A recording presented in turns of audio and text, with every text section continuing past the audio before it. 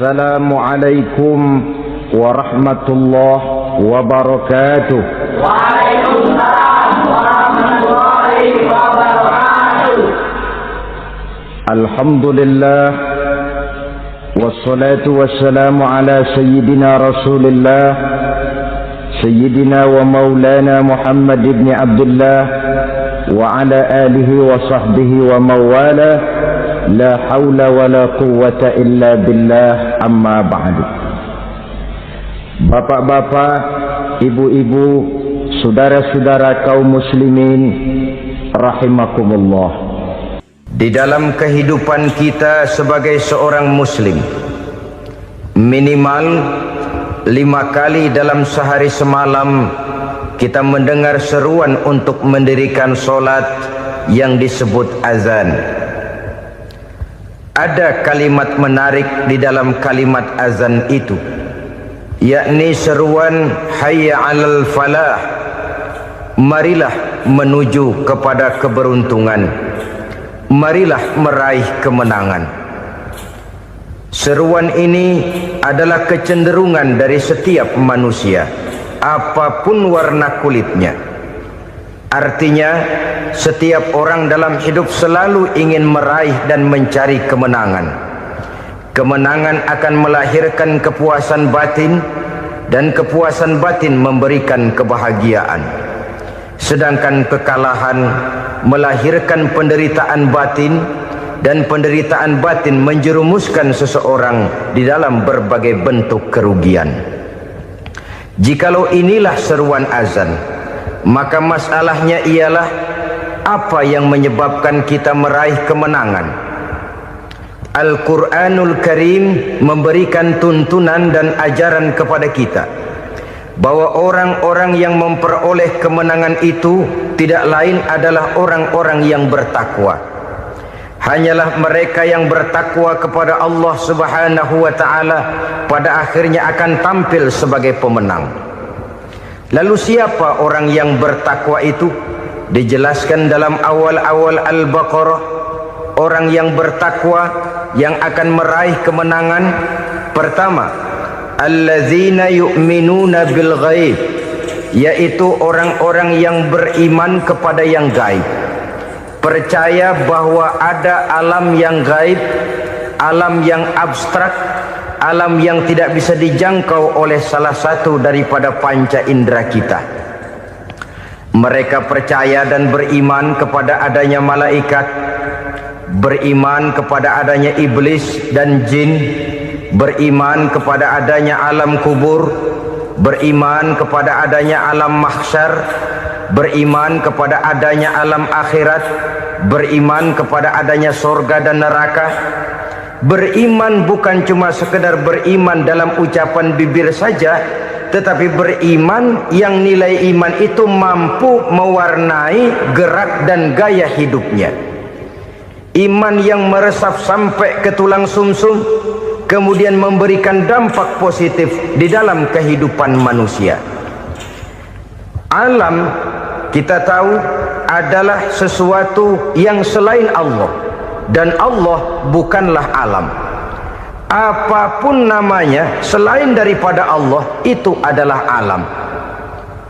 Alam pada hakikatnya terbagi menjadi 2. Ada alam syahadah, alam nyata, alam konkret, alam yang bisa dijangkau oleh salah satu indera kita. Kemudian ada alam ghaib, alam yang tidak bisa dijangkau oleh panca indera kita, alam metafisika, alam abstrak, alam yang wajib kita imani keberadaannya. Kita percaya bahwa malaikat itu ada, kita percaya kepada jin, bahwa jin itu ada, kita percaya kepada adanya iblis dan setan. Bukan percaya kepada iblis dan setannya, percaya bahwa iblis dan setan itu ada. Itu termasuk salah satu daripada sifat orang yang bertakwa kepada Allah. Saudara-saudara kaum muslimin rahimakumullah, kecenderungan pembangunan yang lebih bersifat materialistis biasanya menggeser aspek kehidupan rohani. orang berpikir empirik, dan dalam pola pikir yang demikian, maka alam gaib tidak lagi mendapat perhatian. Aspek kehidupan yang bersifat rohaniyah malah mulai ditinggalkan. Akibatnya terjadilah kepincangan di dalam kehidupan kita. Pernah ada satu pengalaman pribadi.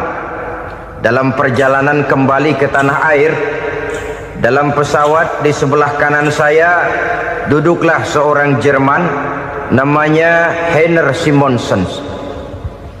Iseng saya ajak kenalan, saya ajak ngobrol, saya tanya dia. Saya bilang, Mas Heiner ini, kalau pesawat yang kita tumpangi ini jatuh ke bawah, kira-kira apa yang bakal terjadi, Mas?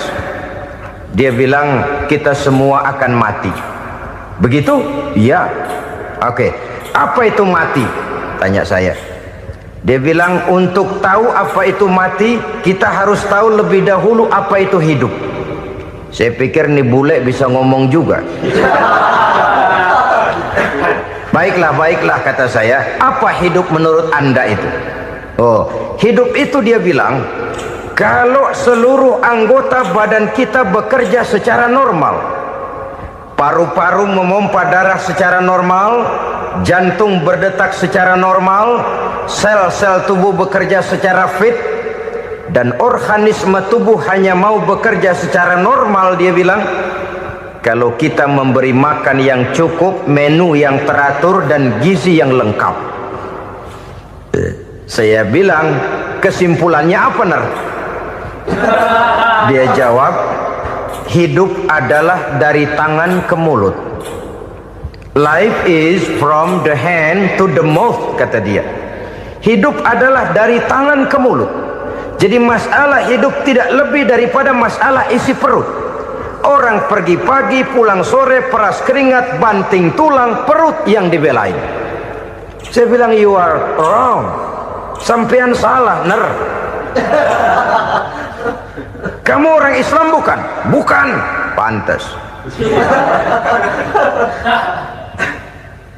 Kenapa saya salah? Dia bilang, ya jelas salah. Salahnya di mana? Kamu ini manusia. Kalau hidup cuma dari tangan ke mulut, saya bilang, kambing di kampung saya juga begitu pikirannya, Ner. Itu kambing di kampung saya, asal perutnya kenyang, sudah hidup dia. Perkara besok bagaimana, lusa prospeknya macam mana, bulan depan ada apa, kambing nggak pernah mikir. Di kampung saya kambing juga pikirannya begitu. Kamu Kristen ya? Tadinya. Loh kok tadinya, lalu apa sekarang kamu ini? Dia bilang, sekarang saya netral. Saya tidak beragama, tapi saya percaya kepada Tuhan sebagai pencipta alam. Saya ingat benar dia bilang, I haven't any religious, but I believe to God as the creator of the world. Kenapa bisa netral begitu, Ner? Habis saya bingung katanya. Islam bilang Islam baik, Kristen bilang Kristen baik, Hindu Buddha bilang Hindu Buddha baik, semua agama baik. Saya netral sekalian, nggak beragama. Yang penting saya percaya kepada Tuhan. Saya bilang, Ner, kamu ini kayak orang mau beli celana, lalu bingung. Yang satu bilang Levi's bagus, yang satu bilang Blue Jean hebat, yang satu bilang Wool England hebat.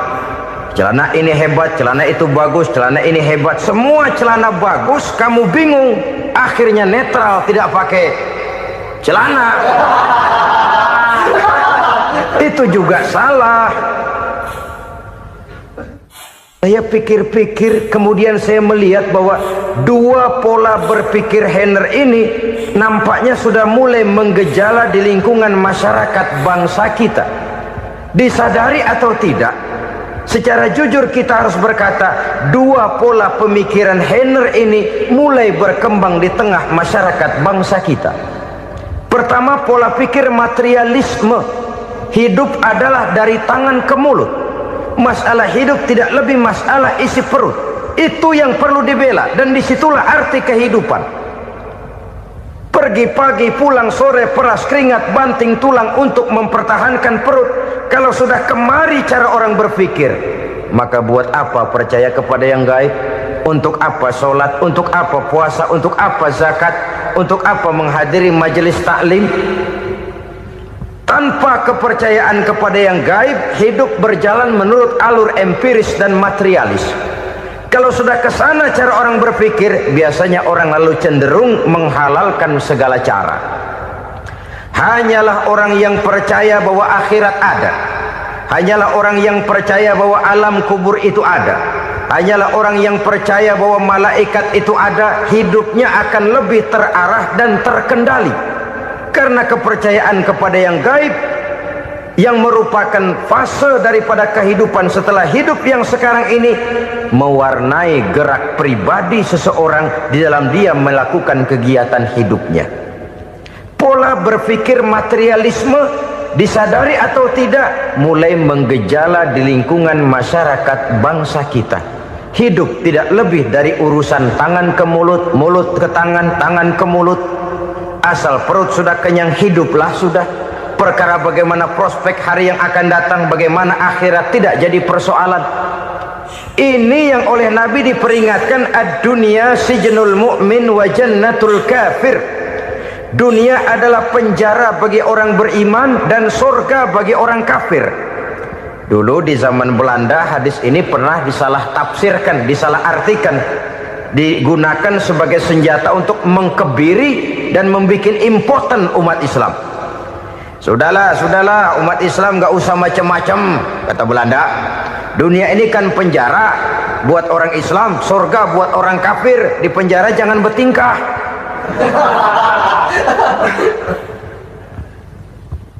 Pengertiannya tidak begitu. Dunia adalah penjara bagi orang mukmin. Artinya dalam kehidupan dunia seorang mukmin tidak bebas memperturutkan hawa nafsunya. Dipenjara hawa nafsunya. Sebaliknya surga bagi orang-orang kafir. Buat orang kafir surgalah dunia ini. Mereka bebas memperturutkan hawa nafsunya. Dilarang tidak terlarang, dicegah pun tidak tercegah. Mereka hidup menurut alur bisikan nafsu mereka sendiri. Kemudian bila ajal datang, maut merenggut nyawa, selesailah surganya sampai di situ. Maka bagi orang-orang yang tidak percaya kepada adanya akhirat, kepada adanya alam gaib, surganya sebatas umurnya. Sekali lagi, surganya sebatas umurnya. Bila umur selesai, ajal pun datang merenggut nyawa, selesailah sudah surganya sampai di situ. Alangkah pendeknya perjalanan orang-orang yang tidak percaya kepada alam gaib ini. Bagi kita mukmin, jikalau kita mampu memenjarakan hawa nafsu, kita bisa bahagia di dunia ini. Dan Islam memang tidak menyuruh kita sengsara di dunia. Raih dunia, kejar dunia, gapai dunia sebagai alat untuk mencapai kebahagiaan di akhirat nanti. Hidup adalah satu perjalanan panjang yang terbentang sejak kita terlahir dari alam rahim sampai kepada alam akhirat nanti. Andai kata kita gagal meraih kebahagiaan di dunia, toh kita masih punya akhirat. Tapi jangan jadi dalil yang melemahkan semangat. Biarin dah kita di dunia kebelangsak, yang penting akhirat. Akhirnya dunia benar-benar kebelangsak. Bagaimana dunia ini bisa kita raih, dan bagaimana meraih dunia untuk menunjang kepentingan akhirat nanti. Yang kedua, dari pikiran Heiner yang saya lihat menggejala di lingkungan masyarakat bangsa kita, timbulnya manusia-manusia netral. Seolah-olah Tuhan yes, agama no. Sama Tuhan percaya, agama ogah. Tuhan ngangguk, giliran agama godeng. Padahal hampir dalam setiap ayat dalam Quran, kata-kata amanu biasanya bergandeng dengan wa amilus sholihat. Iman dan amal soleh. Ini sebagai isyarat Tuhan dan agama jangan pernah dipisah-pisah. Apabila kita bertuhan, maka kita harus beragama. Apabila kita beragama, maka agama itu harus bersumberkan dari Tuhan yang kita imani itu. Tidak mungkin kita pisah, Tuhan yes, agama no. Sama Tuhan percaya tapi agama bikin sendiri. Sembayangnya cukup bengong 2 jam madep ngulon.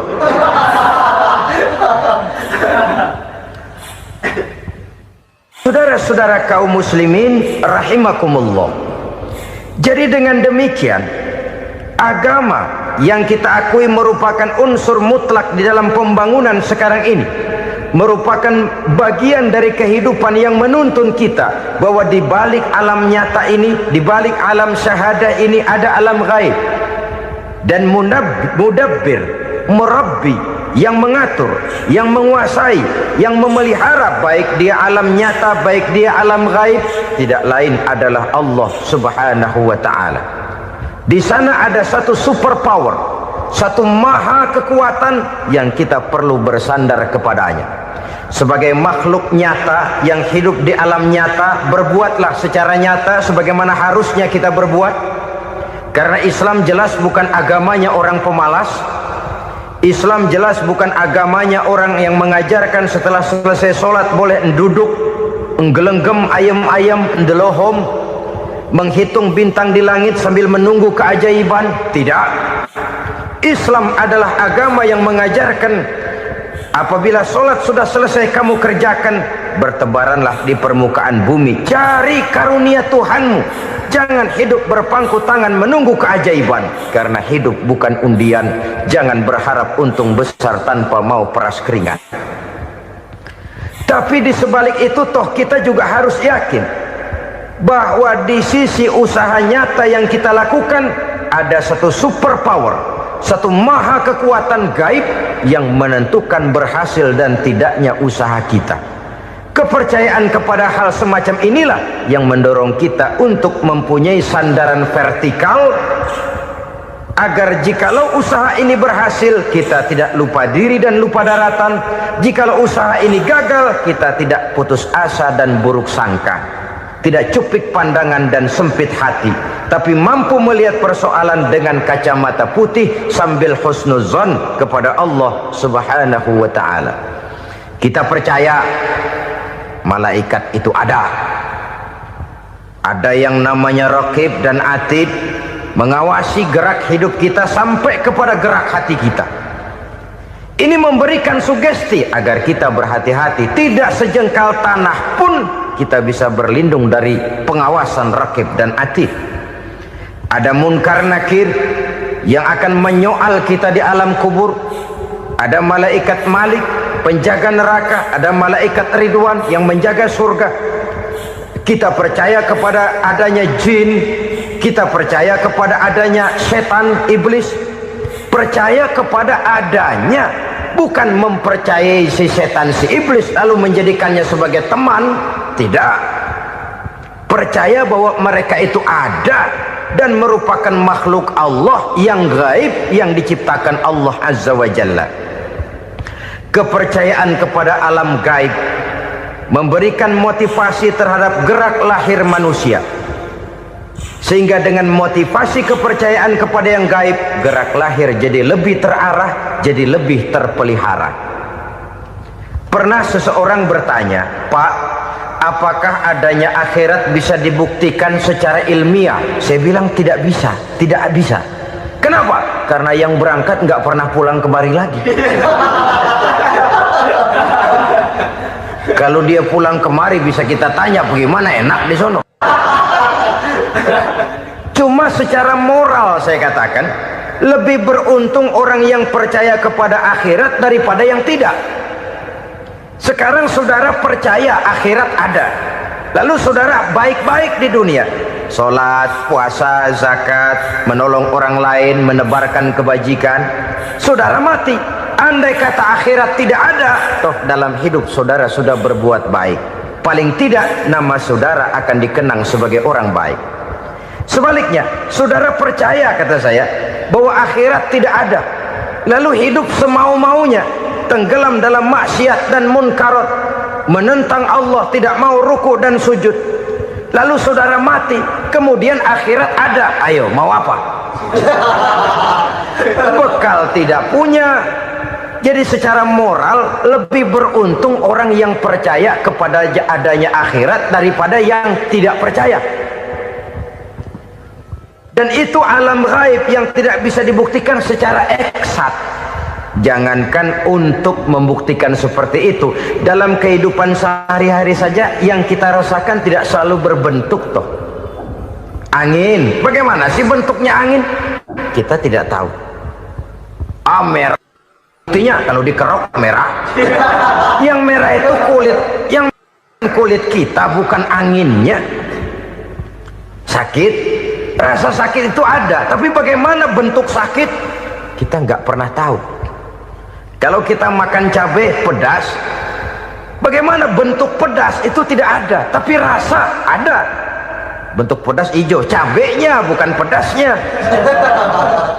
Tidak semua yang kita rasakan bisa kita gambarkan dalam bentuk yang konkret.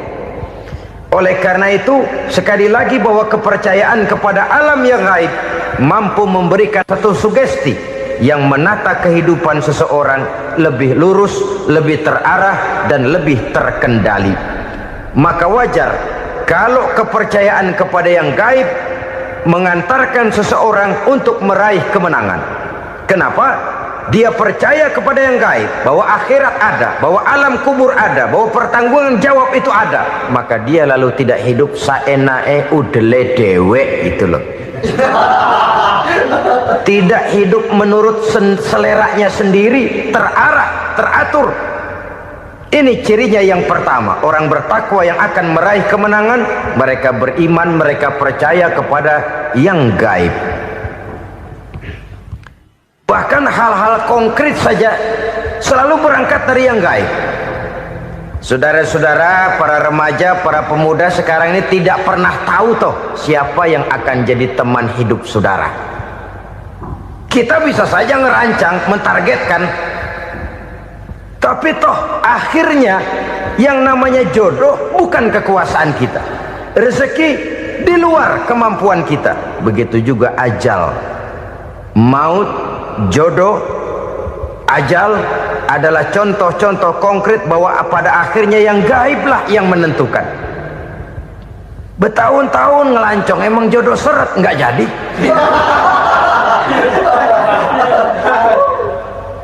Begitu kenal baru setengah malam nginep ditangkap hansip kan.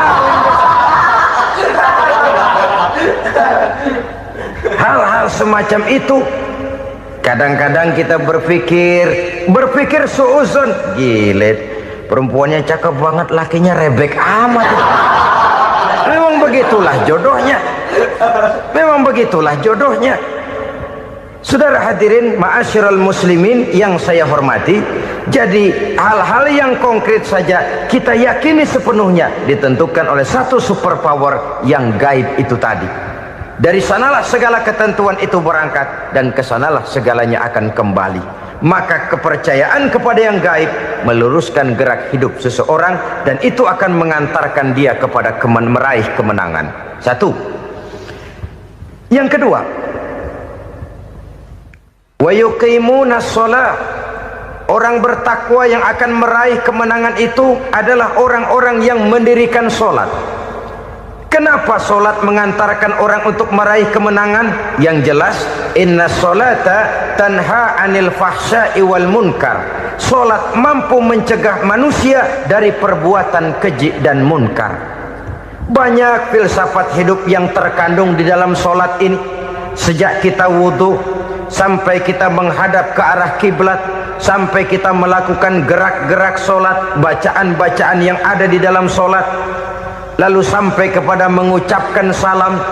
Banyak filsafat hidup yang terkandung di dalam sholat.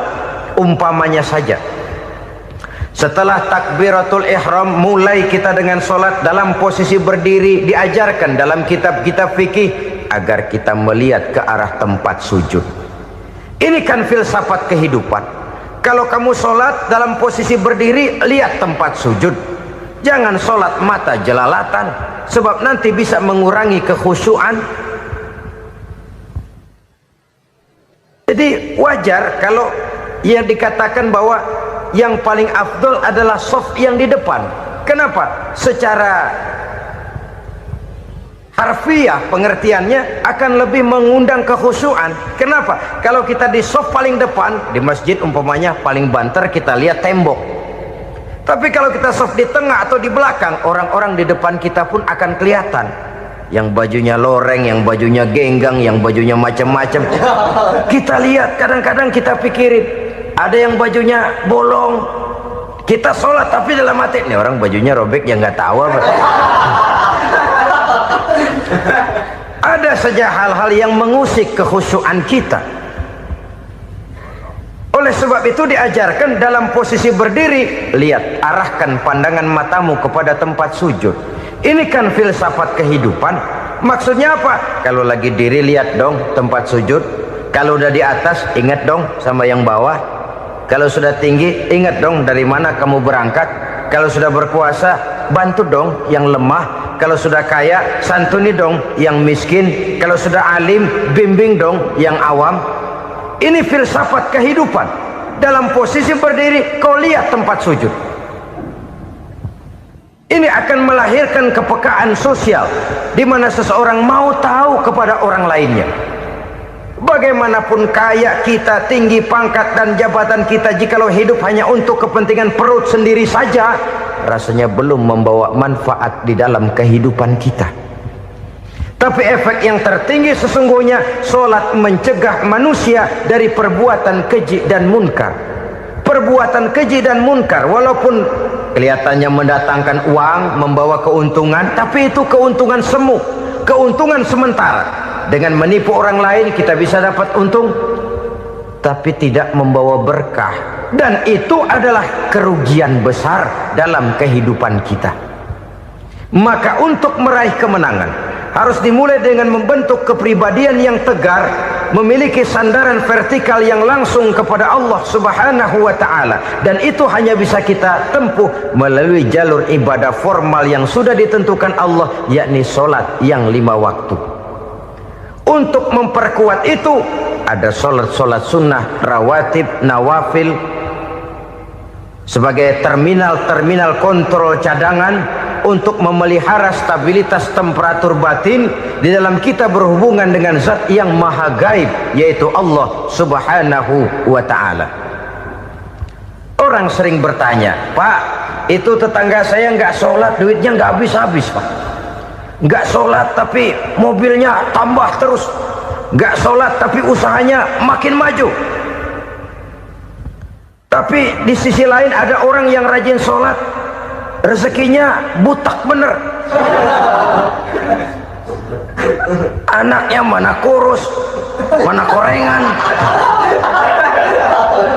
Saudara hadirin ma'asyiral muslimin rahimakumullah, harus saya katakan bahwa solat memang bukan untuk cari duit. Solat adalah sandaran vertikal kita kepada Allah. Sedangkan soal rezeki itu berkaitan dengan sifat Allah maha pengasih dan maha penyayang. Allah maha pengasih, siapapun dikasih kalau mau usaha.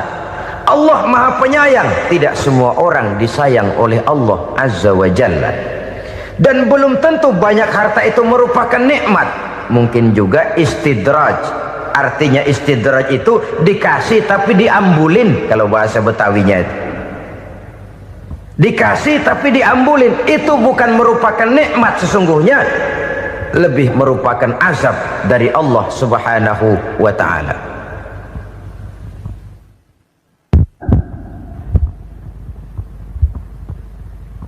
Agama mempunyai sistem solat, dan kita umat Islam telah dituntun oleh Allah Subhanahu wa ta'ala yang wajibnya 5 kali dalam sehari semalam mendirikan solat.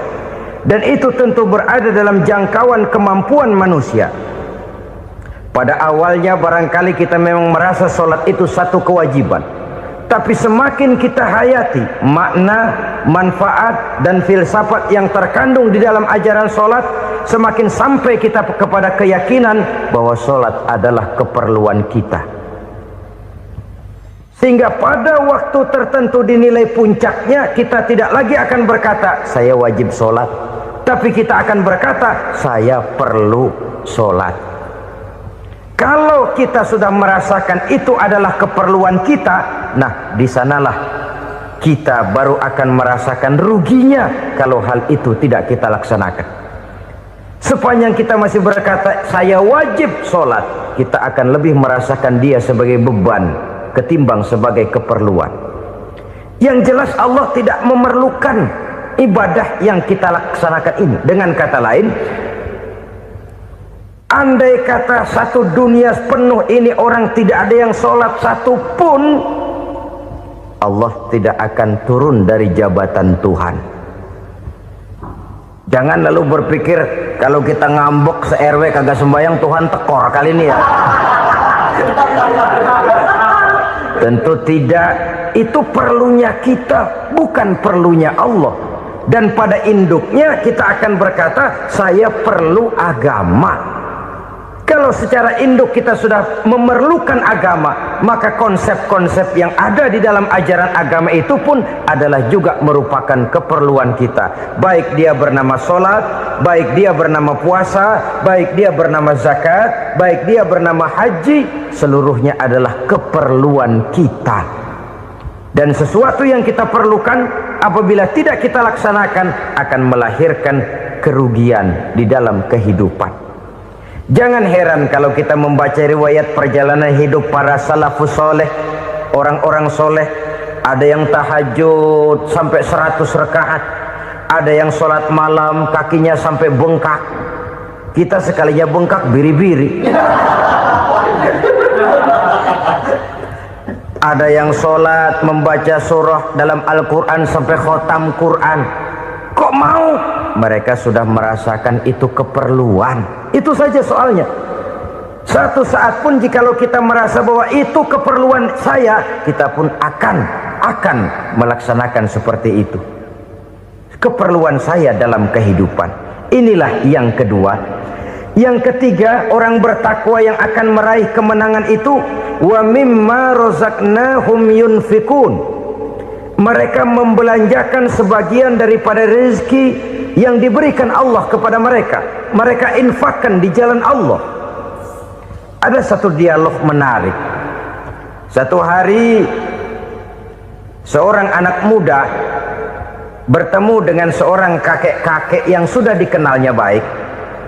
Bertanyalah anak muda ini, "Kek, umur kakek berapa tahun?" 15 tahun, kata si kakek. "Anak kakek berapa orang?" 1. "Harta kakek berapa banyak?" 15 juta. Si anak muda ini bengong, lalu protes, "Kok kakek bohongin saya?" "Kenapa?" "Saya tahu umur kakek 70 tahun. Kenapa ngaku 15? Saya tahu anak kakek 5. Kenapa bilang 1? Saya tahu kakek miliuner, miliaran uang kakek. Kenapa ngaku cuma 15 juta? Begini, kata si kakek tadi. Benar, umur saya 70 tahun. Tapi dari umur yang 70 tahun itu baru 15 tahun terakhir ini saya merasakan ibadah kepada Allah. Meninggalkan maksiat, jauh dari segala macam munkarat. Maka yang 15 tahun inilah yang benar-benar saya rasakan sebagai umur saya. Benar anak saya 5, tapi yang 4 susah diatur. Cuman 1 rasanya nih yang bakal jadi si buah hati belahan jantung berlanjut cerita penerus sejarah. Cuma 1 ini yang saya harapkan, yang akan jadi anak soleh, yang akan membuat saya menerima pensiunan pahala. Kalau yang 4 apek dah, nggak ada harapan. Yang 1 nyekek botol melulu. Oh begitu, iya. Lalu kenapa kakek bilang harta kakek cuma 15 juta padahal saya tahu kakek uangnya miliaran, depositonya banyak? Ya karena 15 juta itulah yang saya ingat yang pernah saya belanjakan di jalan Allah. Saya merasa itulah harta saya yang sebenarnya. Yang miliaran yang saya simpan di bank kelak kalau satu saat saya mati akan jadi rebutan di antara anak-anak saya. Iya kalau anak saya soleh kayak yang 1 ini. Kalau yang 4 tadi udah tulen dia bakal berantem dah berebut tuh. Jadi 15 juta yang saya belanjakan di jalan Allah inilah yang saya merasakan benar-benar harta saya yang sesungguhnya. Dialog ini patut menjadi bahan renungan kita bersama. Diberikan kita umur 40, 50, 60, 70, 80. Berapa tahun dari umur yang diberikan itu yang jalan mulus, yang kita gunakan untuk melaksanakan ibadah? Banyak harta kita simpan di bank, di lemari, di dompet, di tas. Tapi berapa yang sudah kita depositokan di jalan Allah yang akan menemani kita di hari kita kembali nanti? Maka orang bertakwa yang akan meraih kemenangan, wa mimma razaqnahum yunfikun, mereka membelanjakan sebagian dari rezeki yang diberikan Allah di jalan Allah subhanahu wa ta'ala. Ma'asyiral muslimin rahimakumullah, zahirnya memang kita memberikan kepada orang lain, tapi hakikatnya kita menyimpan untuk diri kita sendiri. Kita memberikan kepada yatim piatu 25.000. Zahirnya kita memberikan si yatim, hakikatnya kan kita cuma nyimpan. Saya berikan, titip kepadamu, ini untuk saya di akhirat. Kau boleh belikan baju, kau boleh belikan untukmu makan, kau boleh bayarkan sekolahmu. Ini untuk saya. Hakikatnya kita nyumbang masjid 1 juta, zahirnya kita berikan kepada panitia masjid, tapi hakikatnya kan cuma titip. Titip 1 juta ya, untuk saya di alam kubur nanti. Silahkan kau boleh belikan semen, ini uang, belikan besi, belikan pasir. Saya cuma sekedar titip untuk kepentingan saya. Hakikatnya kita cuma sekedar menitip. Sebagaimanapun pada hakikatnya, apapun yang kita miliki dalam kehidupan kan cuma sekedar hak guna pakai, bukan hak milik mutlak. Harta kita, rumah kita, kendaraan kita, kebun kita, pabrik kita, hak guna pakai saja. Hak milik mutlak cuma untuk Allah subhanahu wa ta'ala. Saudara-saudara kaum muslimin rahimakumullah, ini yang ketiga. Kemudian yang keempat, orang-orang bertakwa yang akan meraih kemenangan, allazina yu'minuna bima unzila ilaika, mereka yang beriman, mereka yang percaya kepada apa yang telah diturunkan kepadamu Muhammad, ay Al-Quran, yakni Al-Quranul Karim. Setelah percaya kepada yang gaib, mendirikan solat, kemudian menginfakkan sebagian dari rezeki yang diberikan Allah, mereka juga lalu percaya kepada yang diturunkan terhadap Nabi, yaitu tidak lain Al-Quranul Karim. Sekali lagi di sini, percaya bukan hanya sekedar percaya saja, tetapi percaya lalu menjadikan Al-Quran itu sebagai pedoman hidup. Sebab memang Al-Quran itu adalah GBHM, garis-garis besar haluan muslim. Apa yang harus kita lakukan, apa yang harus tidak kita lakukan, bagaimana mestinya kita bertingkah laku dan berbuat, seluruhnya tercantum di dalam Al-Quranul Karim. Itu sebabnya ketika satu hari Aisyah ditanya bagaimana akhlak Rasul, beliau menjawab, kana Rasulullah sallallahu alaihi wasallam khuluquhul Quran. Akhlak daripada Rasulullah tidak lain adalah Al-Quran. Jawaban simpel ini memberikan gambaran bahwa keseluruhan daripada konsepsi Quran sudah diterjemahkan dalam kehidupan Rasulullah sallallahu alaihi wasallam. Karena kita tahu akhlak adalah keseluruhan dari gerak hidup manusia, sejak ia berpribadi, berumah tangga, bertetangga, bermasyarakat, sampai kepada berbangsa dan bernegara. Al-Quran tetap memberikan sentuhan nilainya. Oleh karenanya, orang-orang yang bertakwa adalah orang-orang yang menjadikan Al-Quran sebagai pedoman dalam kehidupannya. Dan kita yakini Al-Quran diturunkan kepada Nabi Muhammad, bukan merupakan produk Nabi Muhammad. Isi dan redaksinya langsung dari Allah subhanahu wa ta'ala. Kemudian cirinya yang kelima, orang bertakwa yang akan meraih kemenangan itu, wa ma unzila min qablika. Tidak hanya sekedar percaya kepada yang diturunkan terhadap Nabi Muhammad, yaitu Al-Quran, mereka juga percaya kepada apa yang pernah diturunkan kepada para nabi, kepada para rasul sebelum Nabi Muhammad. percaya kepada adanya suhuf, percaya kepada adanya Taurat, percaya kepada adanya Injil, percaya bahwa Allah dahulunya sudah menurunkan Taurat kepada Musa, percaya bahwa Allah sudah menurunkan Injil kepada Isa, percaya Injil ada, Taurat ada, diturunkan Allah untuk Isa dan Musa, tetapi tidak wajib mengamalkannya karena kita sudah diberikan Al-Quranul Karim. Ini yang perlu saya garis bawahi. Kita percaya Allah telah menurunkan Injil dahulu kepada Isa. Kita percaya bahwa Allah telah menurunkan Taurat dahulunya kepada Nabi Musa. Kadang-kadang ini dijadikan dalih, dikacaukan pengertiannya. Quran saja mengajarkan bahwa orang yang bertakwa harus percaya kepada Injil, maka pakailah Injil. Apalagi kalau ayat sebelumnya ditilap, dihapus, dihilangkan, Injilnya yang ditekankan, maka akan terjadilah penekanan yang salah arah. Karena salah arah akhirnya bisa merusak dan menghancurkan akidah. Ketika Rasul suatu saat pernah ditanya orang, "Ya Rasul, bagaimana sikap kita sebagai muslim terhadap Injil yang ada sekarang?" Beliau menjawab, "La tukadzibuhu jami'an wa la tusaddiquhu jami'an." Jangan didustakan seluruhnya, jangan juga dibenarkan semuanya. Artinya, ini sudah merupakan gambaran dari Rasul bahwa dalam Injil yang ada sekarang masih ada ajaran-ajaran tauhid yang dibawa oleh Nabi Isa dan diajarkan kepada umatnya. Tapi juga dalam Injil yang sekarang ini sudah terkena intervensi dan investasi manusiawi. Karena itu Rasul menyimpulkan, la tukadzibuhu jami'an wa la tusaddiquhu jami'an. Jangan didustakan semua, jangan dibenarkan seluruhnya.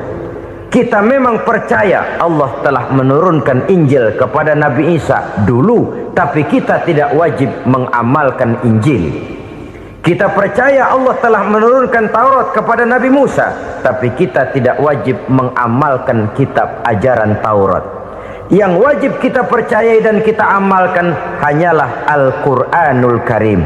Kenapa? Oleh karena baik yang ada di dalam Taurat, baik yang ada di dalam Injil, tentu tercakup di dalam Al-Quran sebagai kitab terakhir yang diturunkan oleh Allah Subhanahu wa Ta'ala.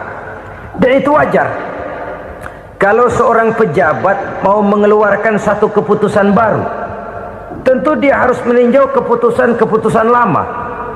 Andai kata dianggap tidak berlaku, dianggap tidak relevan lagi, maka keputusan-keputusan lama itu tentu sudah dianggap tidak berlaku. Sebagian daripada aturan-aturan dalam keputusan lama yang masih dianggap relevan tercantum dalam keputusan baru yang wajib diamalkan. Begitulah hubungannya antara Al-Quran, Taurat, Zabur, dan Injil.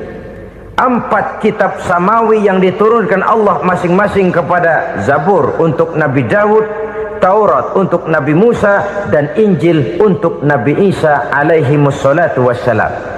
Ketiga-tiga kitab itu kita percayai adanya.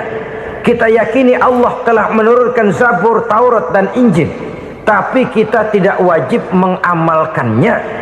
Yang wajib kita mengamalkannya sekarang ini tidak lain hanyalah Al-Quranul Karim saja, karena ia mencakup apa yang ada di dalam Zabur, apa yang ada di dalam Taurat, dan apa yang ada di dalam Injil. Keotentikannya bisa dipertanggungjawabkan. Ya, tapi kan Nabi Muhammad sudah mati 14 abad yang lalu, dan di zaman beliau Al-Quran kan belum dikodifikasikan, belum ditulis. Bagaimana keotentikannya bisa dipertanggungjawabkan? Mudah saja. Allah berjanji, "Inna nahnu nazzalna dzikra wa inna lahu lahafizun." Kami yang menurunkan Al-Quran dan kami yang akan menjaga dan memeliharanya. Allah turunkan Quran, Allah menjaganya. Bagaimana cara Allah menjaga Al-Quran itu? Banyaknya orang-orang yang hafaz Al-Quran. Hafaz Al-Quran 30 juz 114 surah, 6.666 ayat. Sehingga jangankan satu kata, jangankan satu ayat, satu kalimat saja berubah sudah akan timbul reaksi dan mudah dimengerti. Kenapa? Banyak orang-orang yang hafaz Al-Quran. Sedangkan pada setiap akhir tahun biasanya malaikat Jibril selalu mengadakan checking terhadap ayat-ayat yang diturunkan pada waktu itu. Di zaman Nabi sendiri sudah ada usaha kodifikasi. Dan yang lebih luar biasa lagi, sampai hari ini tidak seorang pun mampu membuat satu ayat saja semacam Al-Quran. Ke bahasa manapun dia diterjemahkan, naskah aslinya tetap ikut, rujukan dasarnya tetap ada. Berdasarkan itu maka tidak mungkin terjadi penyelewengan terhadap atau pemalsuan terhadap ayat-ayat Al-Quranul Karim. Kesuciannya, keotentikannya, kemurniannya bisa dipertanggungjawabkan. Ma'asyiral muslimin rahimakumullah. Oleh karenanya, konsepsi dasar daripada ajaran Islam ini memang tidak lain adalah Al-Quran dan Sunnah. Isi daripada agama Islam yang merupakan iman, Islam dan ihsan, konsepsi dasarnya tidak lain adalah Al-Quran dan Sunnah Rasulullah Sallallahu Alaihi Wasallam. Maka yang kita perlukan sekarang ini adalah terjemahan Al-Quran di dalam kehidupan kita. Dengan demikian, maka gaya kehidupan yang lebih Qurani itulah yang kita dambakan. Kita perlu memang terjemahan Quran dalam bahasa Inggris, dalam bahasa Belanda, dalam bahasa Jepang, tapi yang lebih kita perlukan adalah terjemahan Quran di dalam kehidupan kita. Konsekuen, tidak memanipulasi, ringan sama kita jinjing, berat sama kita pikul. Jangan kalau lempengan ayat Quran tuh kira-kira enak diamalin, keras teriakan kita. Giliran kira-kira ayat Quran itu mukul kepala kita sendiri, diam kita. Itu ciri yang pernah disindir Allah dalam awal-awal Baqarah juga itu. Ciri beragamanya orang yang munafik. Kullama adha'a lahum masyawfih, kata Allah. Wa iza azlama alaihim qamu. Apabila terang mereka jalan, apabila gelap mereka berhenti. Artinya, kalau kira-kira di Islam nguntungin, rame-rame pada teriak Islam. Tapi ketika diminta untuk berjuang, ketika dituntut untuk berkorban, rame-rame mengundurkan diri. Nasib agama tidak ubahnya seperti daun pisang yang dikait orang di tepi jalan lantaran tak berpayung di ketika hari hujan. Manakala hujan usailah sudah, daun itu pun dicampakkan di tepi jalan, diinjak pula orang nan lalu. Artinya orang menjadikan agama cuma sebagai lipstick, decoration only, tidak konsekuen. Hanya pada saat-saat kelihatannya Islam membawa keuntungan, rame-rame orang teriak-teriak tentang Islam. Tapi jikalau diminta berjuang, jikalau dituntut untuk berkorban, biasanya rame-rame juga mengundurkan diri. Jangan heran kalau mayoritas hitungan kita, tapi minoritas peranan kita. Kuantitas kita dalam jumlah, tapi dalam kualitas kita lebih sering jadi penonton daripada jadi pemain. Padahal itu sangat tidak boleh terjadi. Umat Islam di Indonesia harus bangkit. Umat Islam di Indonesia harus sadar akan keberadaannya. Tidak boleh hanya jadi penonton berpangku tangan, karena memang agama kita juga mengajarkan untuk konsekuen di dalam menjabarkan ajaran-ajaran daripada agama kita. Kita sering menjadi jatuh menjadi umat yang lemah oleh karena kita ini tidak pandai menggalang kebersamaan yang diakibatkan tidak konsekuennya kita. Diistilahkan bahwa umat Islam di dalam menggalang kebersamaannya itu harus seperti orang main sepak bola. Saudara-saudara kan tahu orang main sepak bola itu. Orang main sepak bola, kalau pertandingan belum dimulai sih silakan saja kumpul di luar lapangan, atur strategi yang baik. Tapi kalau pertandingan sudah dimulai, turun ke lapangan hijau, jangan kumpul terus. Ada sepak bola gotong royong. mundur rame-rame, depan ke depan kumpul melulu mainnya. Kalah. Orang main sepak bola itu ya harus ada penyerang tengah, harus ada penjaga gawang, harus ada strikernya, harus ada kiri luarnya, kanan dalamnya yang jadi backnya. Posisi boleh bermacam-macam, tapi yang penting saling ngoper untuk menggolkan gawang lawan. Begitulah umat Islam ini. Boleh ada yang jadi pejabat, boleh ada yang jadi pengusaha, boleh ada yang jadi petani, silakan ada yang jadi seniman, ada yang jadi penyair, ada yang jadi artis sekalipun. Tapi kalau sudah berhasil menguasai bola, jangan lupa operannya. Operan itu yang langka. Kita ini muslim kadang-kadang kalau sudah memegang menguasai bola, kalau belum mau mampus, belum mau ngoper. Nanti kalau sudah nggak punya bola, baru mau ngoper. Kalau sudah dengar-dengar mau dekat pensiun, baru mau jihad, baru mau berjuang, baru mau ngurus pesantren. Tanda tangan sudah tidak laku, memo sudah tidak dihargai, baru mau berjuang. Kemarin kemana, Mas? Kita tidak pandai memanfaatkan posisi. Dengan kata lain, kalau kembali kepada persoalan kita, konsekuensi kita terhadap agama yang kita anut ini belum ideal. Kita masih lebih sering berislam ini pada saat-saat yang menurut perhitungan kita membawa keuntungan.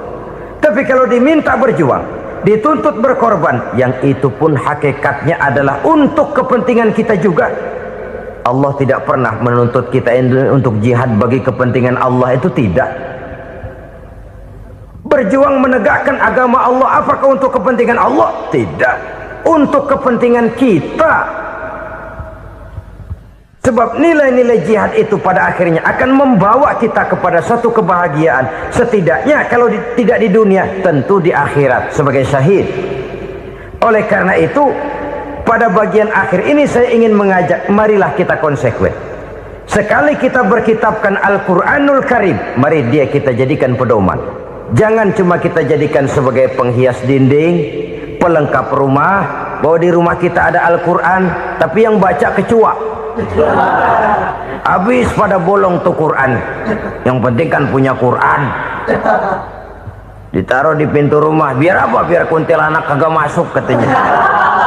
Ya apa itu nasib Quran, cuma kerjanya jaga pintu, ngusir kuntilanak, ngusir memedi. Bagaimana kita hidup menurut tuntunan Al-Quran? Kadang-kadang tidak pernah menjadi masalah bagi kita. Maka bagaimanakah Al-Quran akan mungkin membawa keberkahan dalam hidup kalau ajarannya kita injak-injak dalam keseharian kita?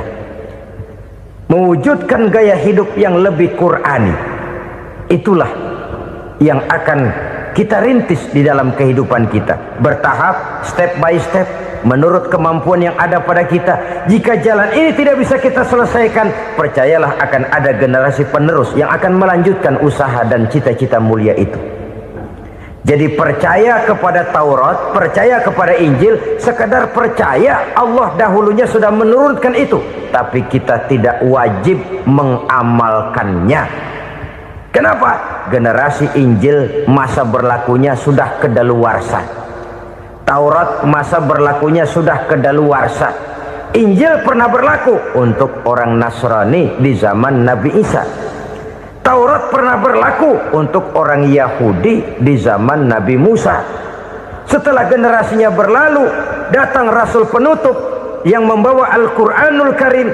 Maka Al-Quran itulah yang berlaku menjadi pedoman sampai hari akhir nanti.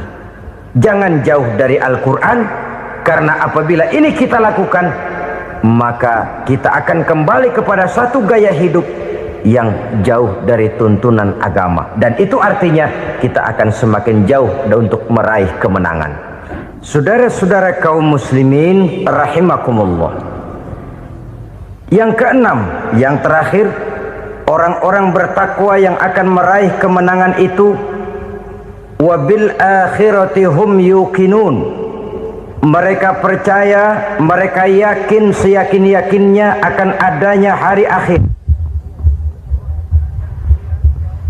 di mana seseorang akan mempertanggungjawabkan seluruh perbuatannya di dalam hidup ini.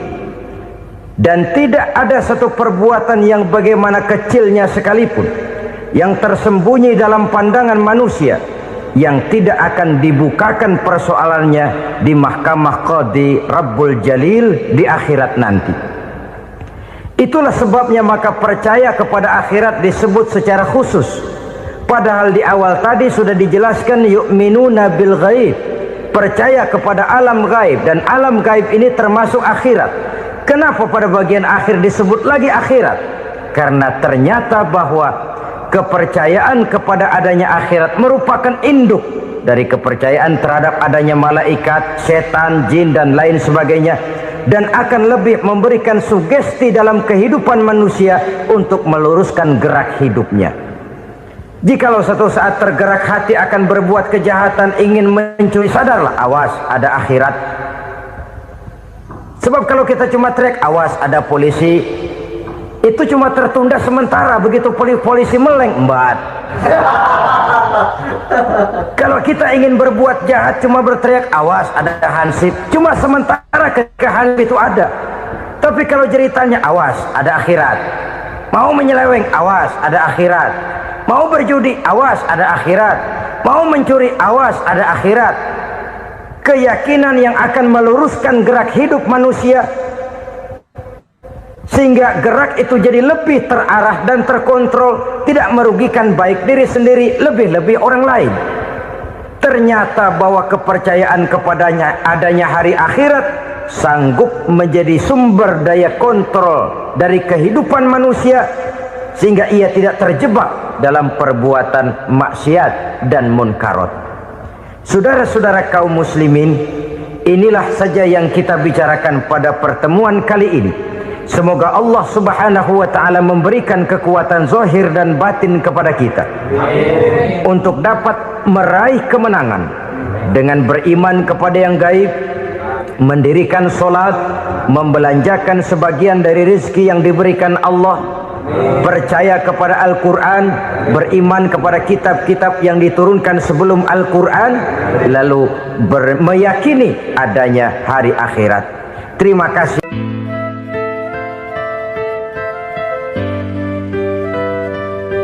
Bapak, ibu-ibu, saudara-saudara kaum muslimin rahimakumullah. Kita menyaksikan peristiwa-peristiwa yang memilukan dan memalukan. PHK terjadi di mana-mana. Pengangguran meningkat, harga-harga membumbung tinggi, daya beli rakyat semakin lemah. Sementara di bidang politik, kejadian-kejadian memberikan indikasi bahwa persatuan dan kesatuan kita sebagai bangsa dewasa ini tengah berada dalam ujian yang berat. Pada jumpa kita kali ini, tanpa bermaksud untuk mencari kambing hitam dari bencana yang kita hadapi, saya ingin menyampaikan sebuah hadis yang diriwayatkan oleh Imam At-Tabarani dari Ibnu Abbas bahwa Rasulullah sallallahu alaihi wasallam bersabda, khamsun bi khamsin, ada 5 perkara yang dapat menimbulkan 5 macam bencana.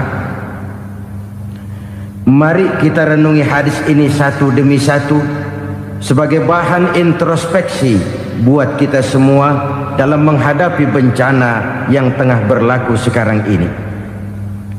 Yang pertama, manaqasa qaumul ahda illa sullita alaihim aduwwuhum.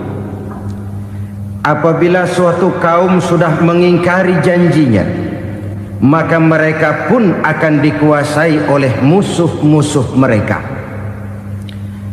Sederhana saja nampak kalimat dalam hadis ini. Apabila orang sudah mengingkari janji, mereka akan dikuasai oleh musuh-musuh mereka sendiri. Dan musuh kita yang paling utama saat ini adalah kemiskinan dan kebodohan. Kenapa itu terjadi? Karena kita mengingkari janji kita sendiri.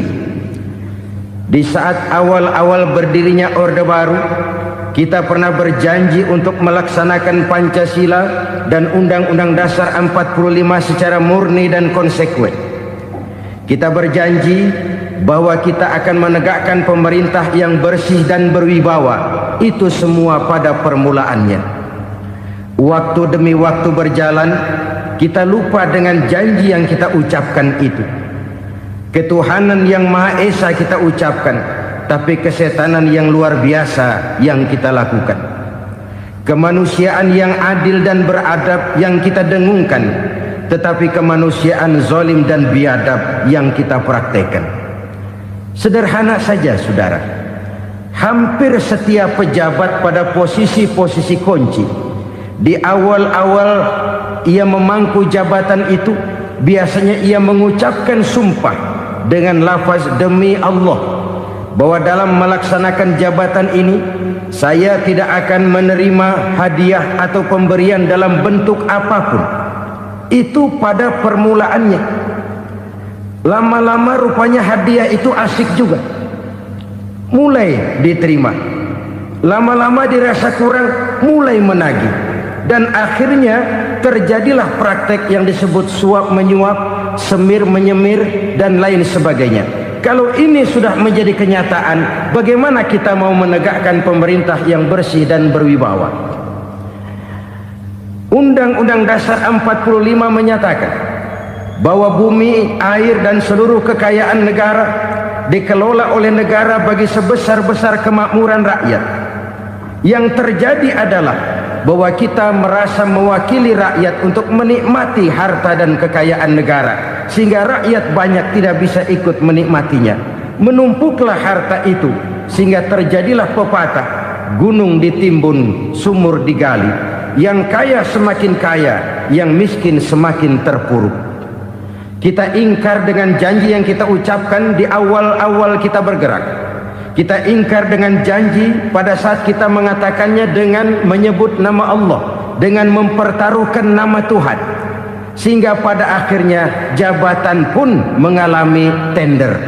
Sudah menjadi rahasia umum, orang mau jadi lurah mesti mengeluarkan uang, mau jadi camat mesti mengeluarkan uang, mau jadi wali kota, bupati, bahkan gubernur, itu ada pasarannya.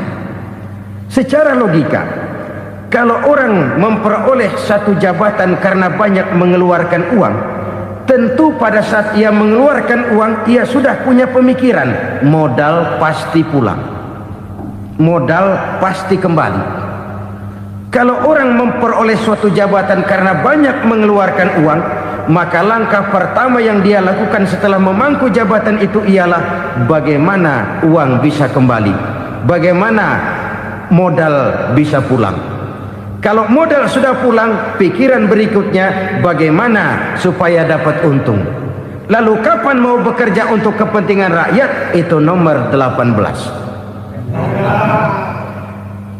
Kemudian kalau ada proyek-proyek besar, pertanyaannya ialah bukan apakah proyek ini bermanfaat bagi rakyat, apakah proyek ini layak untuk diteruskan, tetapi yang jadi pertanyaan paling utama ialah bagian saya berapa duit dari proyek ini. Kita bisa lihat proyek, mega proyek lahan 1 juta hektar di Kalimantan Tengah, triliunan rupiah, dan proyek itu gagal.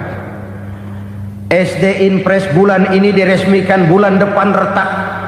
Jembatan-jembatan bulan ini gunting pita, bulan depan runtuh. Kita ingkar dengan janji. Kita berkata kita bekerja untuk kepentingan rakyat, tapi kita tidak pernah mengenal rakyat itu. Apabila suatu kaum sudah mulai mengingkari janji, maka mereka akan dikuasai oleh musuh-musuh mereka. Akibatnya tersusunlah barisan-barisan sakit hati, yang makin lama makin menjadi bola salju, menggelinding membesar, dan kemudian terjadilah hal-hal yang tidak kita inginkan lagi. Apabila suatu kaum sudah mengingkari janji, maka mereka akan dikuasai oleh musuh-musuh mereka. Ini penyebab bencana yang pertama. Kita tidak konsekuen. Tadinya kita dengan lantang teriak-teriak berantas korupsi, ganyang korupsi. Pada waktu kita belum mendapat kesempatan. Setelah kita naik punya kesempatan, rupanya korupsi enak enak juga dirasa. Terjadi pergeseran nilai, orang luntur kehilangan idealisme awal. Lalu untuk menghibur diri, menutup kesalahan, kita gunakanlah pepatah bahwa tidak ada gading yang tak retak, bahwa kita harus mikul dhuwur mendem jero. Itu semua cuma sebagai dalih agar kesalahan kita tidak dibicarakan orang lain. Padahal kita sendiri yang mengingkari janji. Kita yang keluar dari komitmen awal kita. Kita berjanji melaksanakan Pancasila dan Undang-Undang Dasar 45 dengan murni dan konsekuen. Kita berjanji untuk menegakkan pemerintah yang bersih dan berwibawa. Namun dalam kenyataannya itu tidak kita laksanakan dengan sebagaimana mestinya. Kita bergeser, kita mengalami proses degradasi, peluncuran nilai, dan akhirnya terbentuklah barisan-barisan sakit hati yang semakin lama semakin membesar itu. Kita harus introspeksi.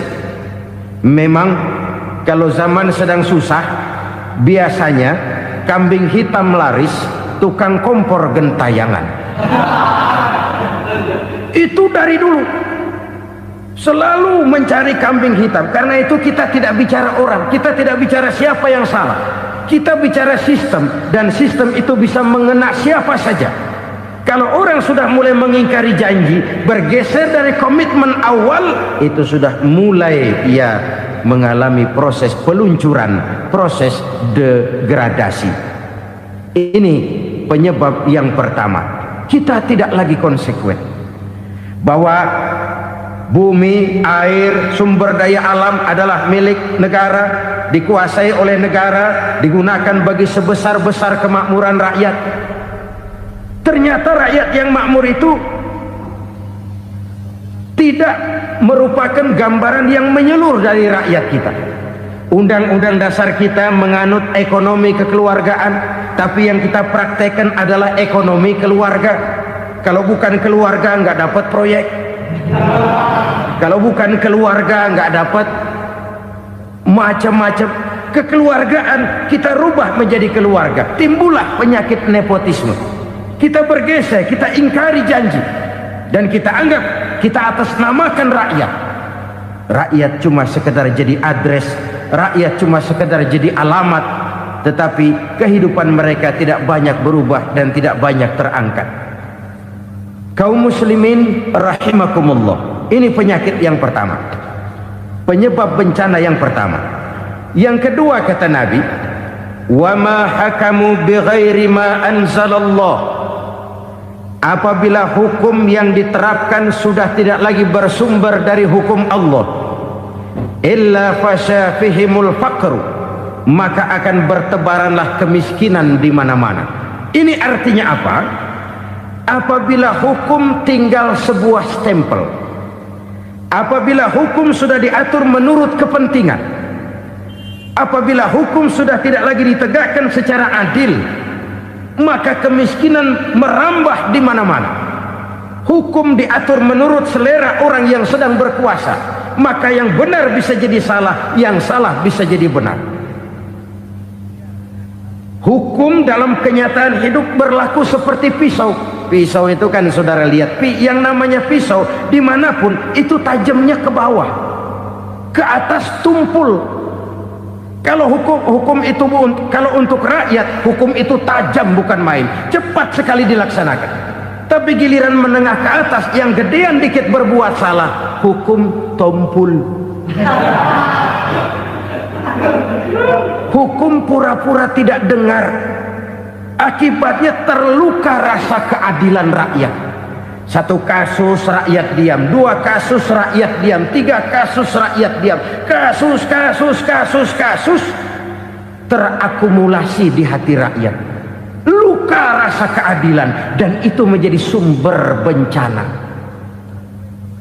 Penjarahan, kita tidak setuju itu, tapi kita harus melihat kausalnya. Itu kan tidak berdiri sendiri. Itu kan karena terlukanya rasa keadilan rakyat, melihat kesempatan ini tidak merata. Kalau rakyat ini yang ngajukan kredit ke bank, walaupun jumlahnya cuma jutaan, ratusan ribu, susahnya 17 setan.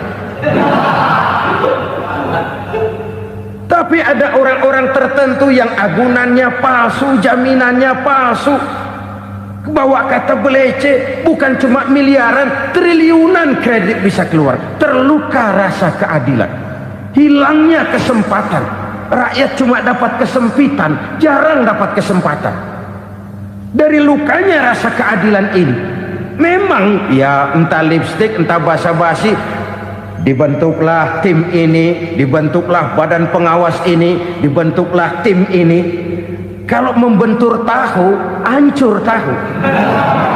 Tapi kalau tim yang dibentuk membentur karang, bukan karangnya yang hancur biasanya, timnya yang bubar. Kenapa? Yang dibentur batu karang yang sangat keras. Kita main-main dengan hukum, kita tidak konsekuen dengan hukum, luka rasa keadilan, dan itu terakumulasi. Edi Tamsil, rakyat tahu, terakumulasi, menguap begitu saja. Kasus-kasus lain rakyat tahu, menguap begitu saja. Ketidakadilan, ketidakadilan, ketidakadilan terakumulasi, mengendap di hati rakyat, menunggu ledakan. Pada saat sumbu meledak, rakyat tidak bisa dibendung lagi. Oke, kita tidak setuju dengan penjarahan, tapi jangan melihat itu sebagai peristiwa yang berdiri sendiri. Kenapa itu terjadi? Kausalnya kenapa? Oke, kita tidak setuju memang, tapi yang dijarah oleh rakyat kan memang cuma untuk perut. Yang dijarahkan beras, yang dijarahkan televisi, yang dijarahkan kulkas yang masih bisa dihitung, yang memang real untuk kebutuhan rakyat. Penjara-penjara berdasi kepala botak yang menguras uang rakyat habis-habisan, enak saja melenggang dalam kehidupan ini. Makin terluka rasa keadilan rakyat. Apabila hukum yang diterapkan sudah menyimpang dari keadilan yang diajarkan Allah, fasyafihimul fakru, bertebaranlah kemiskinan. Aneh, memalukan, memilukan. Sebuah negara agraris yang katanya pulaunya hijau royo-royo, Gemari Palau Jenawi Toto Tentem Kertora Harjo,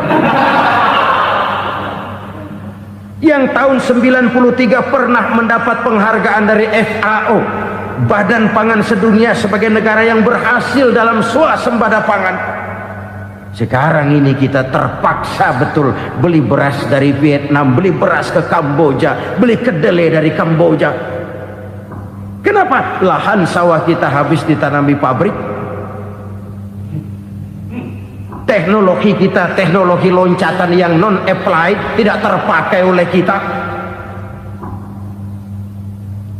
Lantas lahan yang tidak bisa kita tanami, kita paksakan lahan-lahan gambut menjadi tanah pertanian yang subur dengan biaya triliunan, dan kita gagal. Kita cari jarum dan kapak hilang. Kita mau jadi negara industri dengan loncatan teknologi yang maju, kita lupakan pola pijak kita sebagai negara agraris, dan akhirnya kita kecolongan. Lihatlah dewasa ini, rakyat kita antri sembako di mana-mana. Di sebuah negara agraris, ketidakadilan melahirkan kemiskinan, kemiskinan moral dan kemiskinan material. Kemiskinan moral, rakyat nggak percaya lagi sama pejabat. Rakyat mengalami krisis figur. Orang, alah lu ngomong dah sama ember.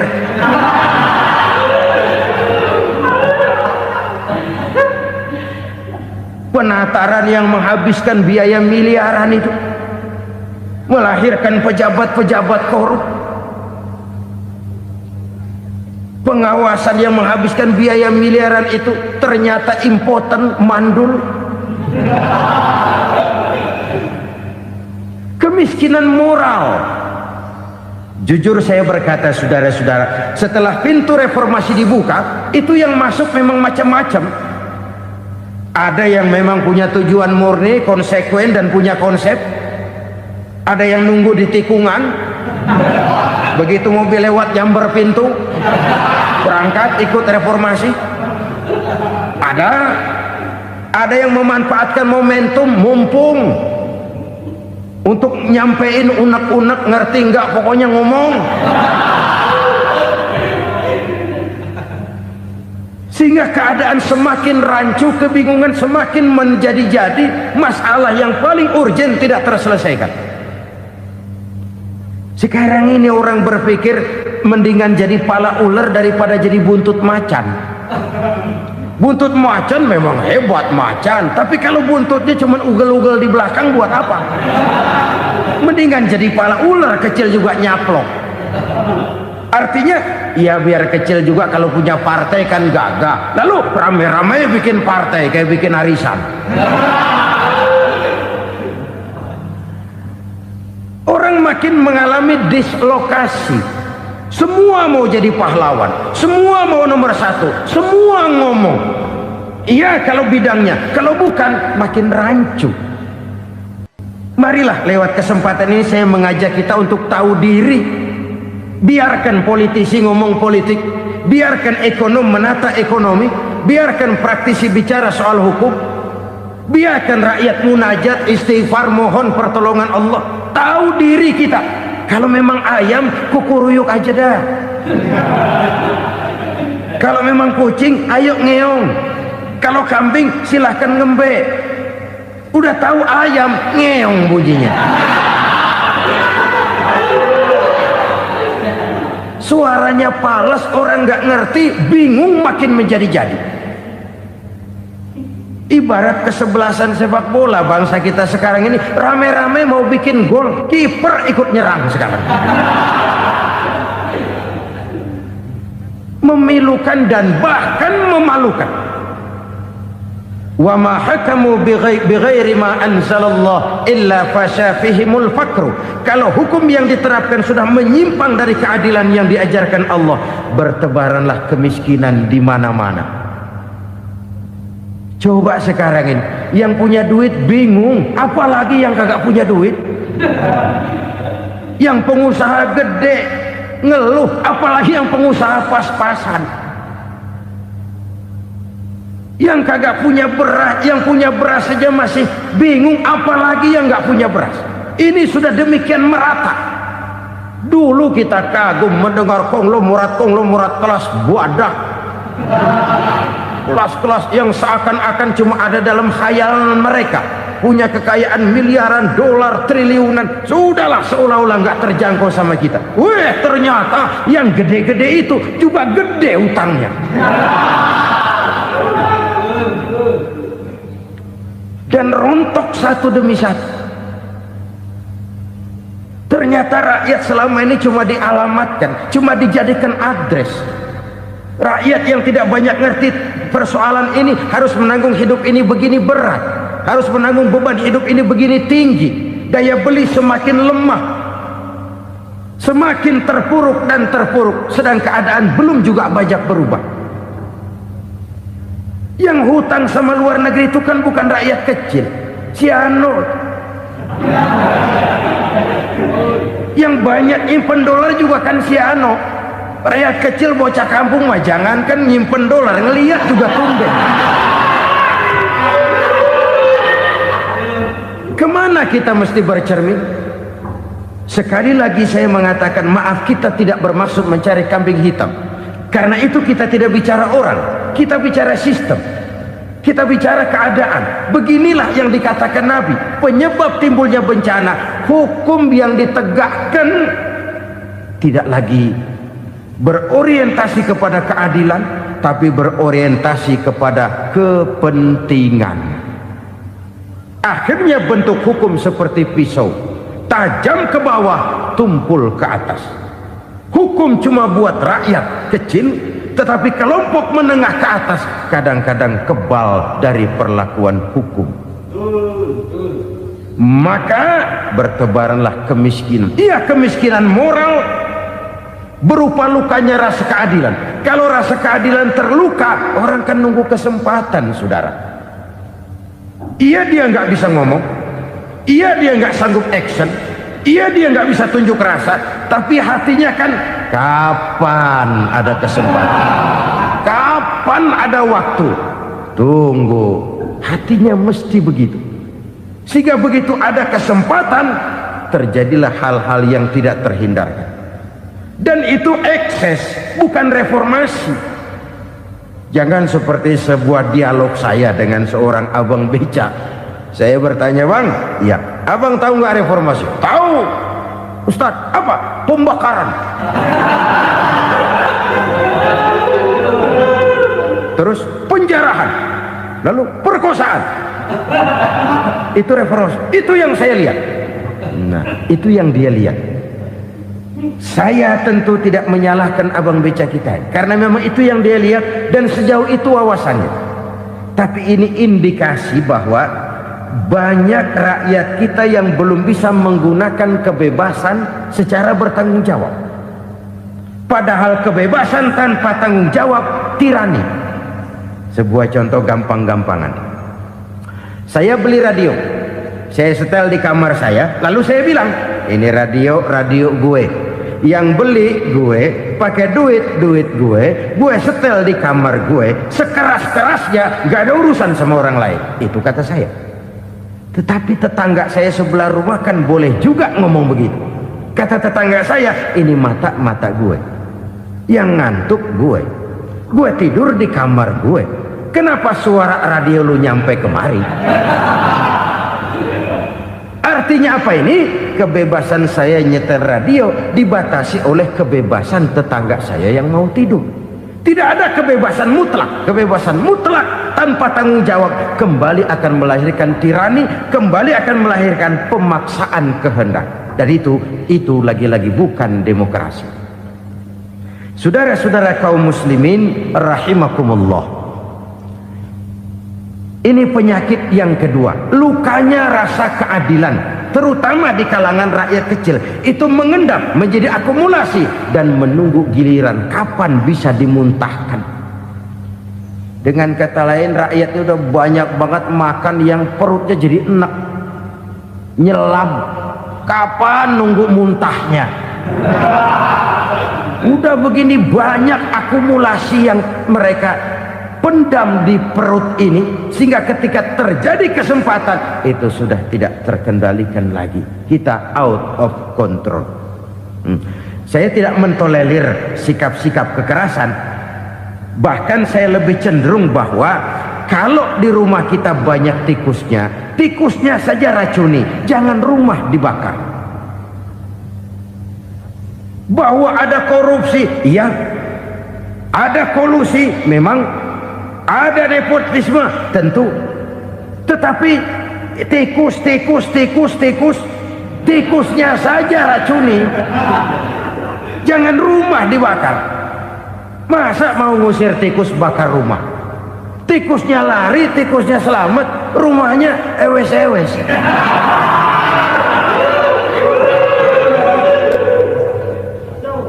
Tikus selamat, rumah nggak punya.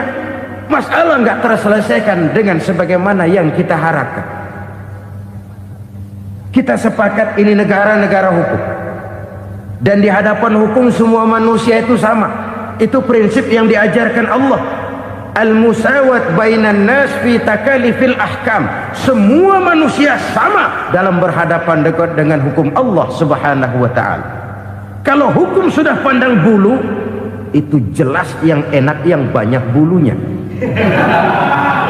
Siapa yang banyak bulunya? Monyet.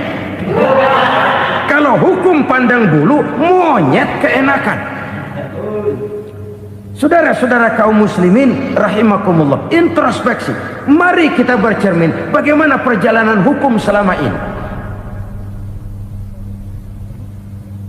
Kalau introspeksi ini kita temukan, lalu ada upaya untuk memperbaiki diri. Jangan menggunakan tak ada gading yang tak retak, mikul dhuwur mendem jero untuk menutup-nutupi kesalahan orang. Padahal kesalahan itu sedemikian besar. Padahal rakyat kita tiap hari antri sembako. Ada yang sehari sekali makan, ada yang makan sudah bercampur tiwul, ada yang nasi sudah dicampur pisang, balik jadi orok lagi. macam-macam upaya rakyat untuk menangsal perut ini. Lalu rakyat ditenang-tenangkan, lebih baik puasa Senin Kemis sambil menghadapi krisis ekonomi. Kenapa rakyat yang disuruh puasa? Kenapa bukan pejabatnya yang puasa lebih dulu untuk kemakmuran rakyat? Kalau rakyat yang memang perutnya udah gepeng disuruh puasa, makin krempeng perutnya. Artinya pejabat harus punya sense of politics. Ya, tidak, puasa itu kan tidak cuma Senin Kemis saja. Puasa itu puasa perasaan, puasa menghargai perasaan yang sedang kondisi yang sedang dihadapi oleh rakyat. Bagaimana rakyat yang tengah antri sembako melihat pejabatnya lewat dengan mobil yang harganya sampai 1 miliar. Oh, inilah pemimpin saya. Luka lagi rasa keadilannya. Kita tidak tenggang rasa. Puasa dalam artian itu pun akan menolong menegakkan semangat kebersamaan, membentuk semangat kebersamaan. Saudara-saudara kaum muslimin rahimakumullah, penyebab bencana yang ketiga dikatakan oleh baginda Nabi, wala zaharat fihimul fahishatu illa fasha fihimul maut. Apabila kekejian telah merajalela, maka maut bertebaran di mana-mana. Kita renungi butir kalimat dalam hadis ini. Apabila kekejian telah merajalela, maut bertebaran di mana-mana. Begitu murah arti sebuah kehidupan. Penjarahan untuk hal-hal yang kecil tapi sampai mengorbankan nyawa. Apabila kekejian sudah terjadi di mana-mana, maut pun bertebaran. Maut dalam arti berpisah ruh dengan jasad, tapi juga maut dalam arti orang bisa mati karirnya, orang bisa mati usahanya, orang bisa mati kesempatannya karena perbuatan-perbuatan keji yang selama ini tidak terbendung. Lahirlah teori mafia. Siapa yang kuat dia yang berkuasa, siapa yang lemah dia menjadi mangsa. Proyek-proyek besar yang menang tender itu ya dari itu ke itu saja. Yang pengusaha-pengusaha tidak punya koleksi, koneksi, tidak bisa bayar komisi, dapat proyek tetelan. Ada dagingnya, dikit namanya juga tetelan. Dagingnya sudah habis disantap oleh meja. Sekian puluh meja dilalui, sekian puluh amplop dikeluarkan. Sehingga yang akhirnya ya tinggal tetelan itu tadi. Maka kualitas pekerjaan pun sudah bukan lagi jadi masalah. Demikianlah mafia-mafia ini bermunculan di mana-mana. Di pengadilan terkenallah mafia pengadilan. Hukum bisa dibeli, hukum bisa dipesan menurut kebutuhan sponsor. Mafia peradilan, mafia politik, mafia ekonomi, bahkan mafia agama yang menggunakan agama sebagai kedok, menggunakan agama sebagai dalih, menggunakan agama sebagai topeng untuk melancarkan maksud-maksud politiknya pun tidak tertutup kemungkinan. Apabila kekejian telah merajalela, maut bertebaran di mana-mana. Korupsi, kolusi, nepotisme itu bagian dari kekejian. Kita selama ini kalau mendengar maksiat, itu yang terbayang cuma judi, mabuk, zina. Iya, itu maksiat. Tapi korupsi, kolusi, nepotisme itu juga maksiat dalam bentuk lain. Kalau ini sudah bertebaran, maka maut terjadi di mana-mana. Jangan bayangkan cuma mati orangnya, itu sih kewajiban. Yang menyakitkan itu orangnya masih hidup tapi dibikin mati, karirnya mati. Kenapa? Karena yang diperlukan bukan cuma orang pinter tapi orang taat. Biar pinter, kalau nggak taat minggir. Biar bodoh, kalau taat bisa nyenangin atasan, bisa nyemur. Kumaha juragan wae ayeuna mah. Itu yang kadang-kadang dapat penghargaan. Tidak ada prestasi kerja kecuali bikin senang orang di atas. Kita lihat di desa-desa jalan rusak. Kalau ada berita pejabat anak mau turun, jalan rata sekali. Sampai tanah dari mana aja dikeruk buat ngeratain tuh jalan. Pejabat pulang legok lagi jalanan. Katanya kita kerja buat rakyat, nyatanya kita cuma melayani atasan. Kenapa? Terjadi lingkaran setan. Seperti kata lagu Dul Sumbang itu. Mahasiswa takut sama dosen, dosen takut sama dekan, dekan takut sama rektor, rektor takut sama menteri, menteri takut sama presiden, presiden takut sama mahasiswa. Lah muter balik lagi. Lingkaran setan. Lingkaran setan.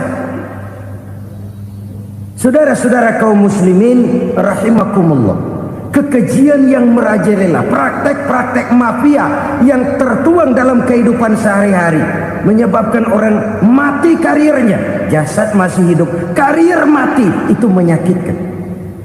Mati bisnisnya.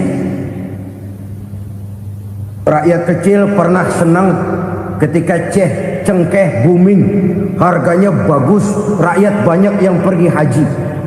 Lalu mau ditata, lahir tata niaga cengkeh, malah amburadul. Harga cengkeh jatuh, petani cengkeh kecil menjerit. Siapa yang untung? Segelintir orang. Masihkah kita pakai atas nama rakyat untuk kepentingan nasional, padahal yang nyanyi cuma segelintir orang? Masihkah kita mau bohongi rakyat ini dengan mobil nasional tapi bikinan Korea? Masihkah kita mau bermain verbalisme, bermain kata? Ini sebuah masa lalu yang tidak perlu terulang lagi untuk masa-masa yang akan datang. Kekejian merajalela, orang mati karir, bisa mati usaha, mati bisnis. Usahanya maju, dirangkul, hancur. Usahanya maju, dipukul, hancur, tenggelam. Bahkan yang memilukan dan memalukan, badan-badan usaha milik negara itu dikebiri sedemikian rupa sehingga tidak menghasilkan hal-hal yang bermanfaat buat negara. Saudara-saudara kaum muslimin rahimakumullah, kalau nafsu yang sudah mengatur itu semua, maka kekejian pun merajalela. Orang sudah pakai teori mafia, yang kuat dia yang menang, yang kuat dia yang berkuasa, yang lemah silakan minggir di sudut-sudut kehidupan. Kalau kekejian seperti ini merajalela, maut bertebaran di mana-mana. Banyak orang mati karirnya, banyak orang mati usahanya, banyak orang mati imajinasinya. Sekarang ini dalam dunia seni yang banyak karyawan seni, bukan seniman. Seniman itu kan dilahirkan, lain seniman, lain karyawan seni. Sekarang yang banyak karyawan seni, bukan seniman.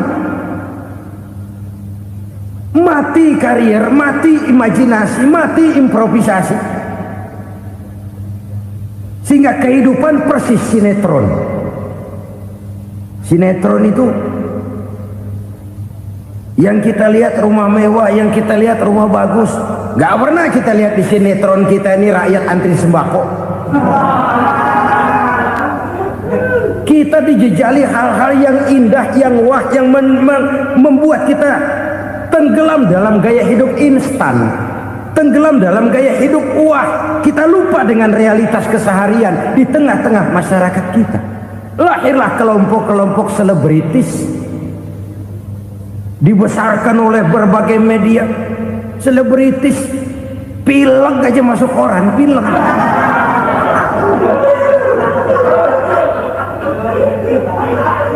Rakyat yang pingsan antri beras nggak masuk koran. Rakyat yang semaput antri minyak nggak masuk koran. Selebritis panok masuk koran.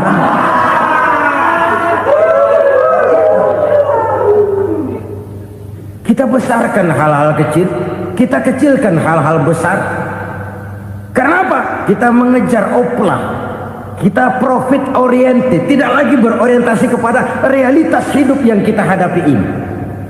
Kalau kekejian sudah merajalela, kata Nabi, maka maut bertebaran di mana-mana. Maut dalam artian maut, coba lihat sekarang begitu murah nyawa. Karena 1000 perak orang mau nusuk bunuh. Karena beras seliter orang khilaf, begitu murah kehidupan. Tapi kekejian dalam bentuk korupsi, kolusi, nepotisme, kekejian dalam bentuk itu mematikan karier, mematikan bisnis, mematikan imajinasi, mematikan kreativitas. Itu juga maut dalam bentuk lain akibat kekejaman lain. Ini penyebab yang ketiga. Yang keempat, penyebab bencana menurut baginda Rasul, wala tuffiful mikyala illa muni'un nabat. Apabila timbangan sudah dicurangi, maka tercegahlah tumbuh-tumbuhan. Apabila timbangan sudah mulai curang, maka terjadilah musim paceklik.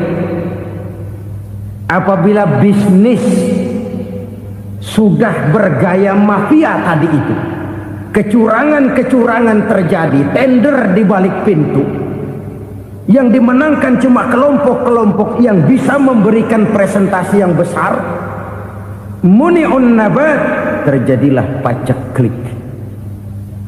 Paceklik, panen gagal, wereng ya wereng, kemarau panjang it's okay, air sulit iya, tetapi kan semua itu ada yang ngatur. Kemarau ada yang ngatur, belalang itu ada yang ngatur, air itu juga ada yang ngatur.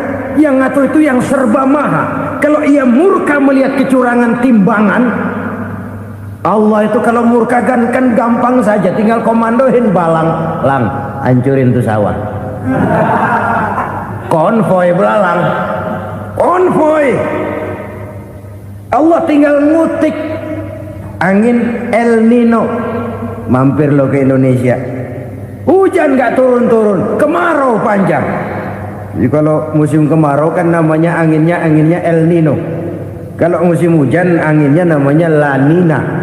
Cakep namanya, kejem orangnya. Saudara lihat Cina sekarang sedang kena La Nina, banjir besar, ribuan orang meninggal. Dia mah ribuan mati kagak berasa, rakyatnya miliaran. Bangladesh lagi ngalami La Nina, India lagi ngalami La Nina. Angin, hujan, kemarau, belalang itu kan ada yang ngendaliin. Kuncinya bukan di belalangnya, kuncinya bukan di peredaran matahari berputar, kuncinya di atas yang mengatur semua itu. Kalau timbangan sudah mulai curang, pengusaha sudah nggak mau jujur, apa nggak bikin perut jadi mual. Begitu rakyat antri sembako pingsan nggak dapat beras, sementara beras ditumpuk-tumpuk sampai membusuk. Kemana hati nuraninya? Kemana akal pikirannya? Kemana mereka yang berbuat atas nama rakyat tapi melihat rakyat susah tidak tergerak hatinya? Apabila timbangan sudah mulai dicurangi, bisnis sudah mulai melenceng, maka terjadilah paceklik. Sebuah negara yang berhasil dalam swasembada pangan, lalu sekarang menjadi negara yang rakyatnya antri untuk memperoleh kebutuhan pangan. Saudara-saudara kaum muslimin rahimakumullah, ini intinya adalah kecurangan. Kalau kecurangan sudah terjadi di mana-mana, dan ini milik siapa saja, bukan soal tempat, bukan soal jabatan, soal manusianya, SDM-nya. Kecurangan tidak cuma terjadi di kantor, di masjid bisa terjadi kecurangan. Korupsi tidak hanya bisa terjadi di kantor, di madrasah bisa ada korupsi. Faktor manusianya, ini soal SDM. Kecurangan yang besar, tentu besar lagi kerugiannya. Kecurangan yang kecil, kecurangan sehari-hari. Pedagang-pedagang kecil ngurangi timbangan, barang yang buruk dikatakan baik, yang baik dikatakan buruk. Itu merugikan perorangan. Kecurangan yang besar merugikan bangsa dalam bentuk total, dalam bentuk seutuhnya. Nah, kecurangan-kecurangan seperti ini rakyat kan lihat, rakyat kan tahu, dan itu kembali terakumulasi di sini, pegel. Dan jangan lupa, rakyat yang nggak ngomong itu, rakyat yang nggak bersuara itu, batinnya menjerit, jeritannya menggoncang aras, dan itu didengar Allah. Yadullah fauqal jamaah, kata Nabi. Tangan Tuhan di atas orang banyak. Jeritan hati rakyat menggoncang aras. Rakyat yang terlalu banyak dizolim, rakyat yang terlalu banyak dirugikan, ya rakyat yang terlalu banyak diatasnamakan, menjerit batinnya, menggoncang aras, dan Allah bisa menggerakkan apa saja untuk membuat satu situasi. Allah bisa menggerakkan apa saja untuk membuat satu situasi. Saudara-saudara kaum muslimin rahimakumullah, ini faktor yang ketiga, timbulnya kecurangan. Faktor yang keempat maksud saya. Yang kelima, penyebab timbulnya bencana menurut baginda Nabi, wala muni'uz zakat wala muni'uz zakat illa hubbisa anhumul qatru. Apabila zakat enggan dibayar, maka tercegahlah qatrun. Qatrun ini kalau bahasa kita sembako. Maka tercegahlah kebutuhan-kebutuhan yang kita perlukan. Ini, kita tidak meragukan bahwa yang kita tuju adalah masyarakat yang adil dalam kemakmuran dan makmur dalam keadilan. Nah, antara kemakmuran dan keadilan ini memang sering tidak bisa berjalan seiring. Pada saat kemakmuran kita kejar, ekonomi kita pacu, ada nilai-nilai keadilan yang tertinggal. Pada saat nilai keadilan kita tegakkan benar-benar, ada unsur-unsur kemakmuran yang terabaikan. Oke, kita bisa mengatakan kasus. Oke, kita bisa mengatakan itu sebagian kecil. Tapi kalau sebagian kecil, lama-lama kan jadi sebagian besar. Oke, kita mengejar kemakmuran. Pertanyaannya, kemakmuran untuk siapa? Oke, kita berikan kelompok tertentu kue yang besar dengan harapan nanti dia bagiin kuenya kepada yang kecil-kecil. Tapi kenyataan, mereka yang dapat kue besar akhirnya malah lupa diri dan lupa daratan. Mau makin besar, malah memeras yang kecil-kecil ini.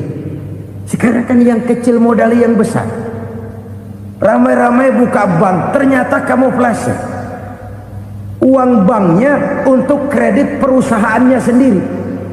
Nasabahnya rakyat kecil. Artinya apa? Rakyat kecil disuruh modalin orang yang udah gede. Ini kan sambal geledek urusan.